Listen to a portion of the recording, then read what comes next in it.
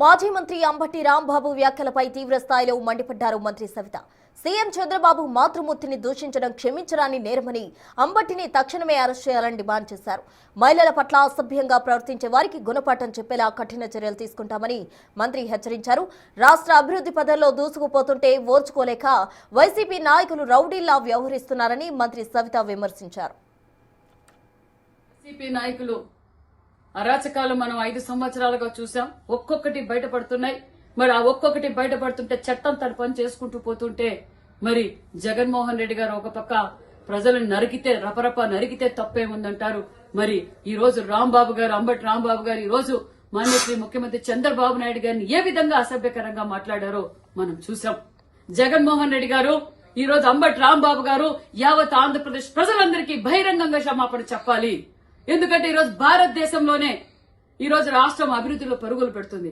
వారు తప్పుల మీద తప్పులు కోర్టు ఒక్కొక్కటిగా మరి బయట పెడుతుంటే వీళ్ళు డైవర్షన్ పాలిటిక్స్ చేయడానికి మరి వైసీపీ కార్యకర్తలు రెచ్చగొట్టడానికి ఏ విధంగా అసభ్యకరంగా మాట్లాడారో చూసాం.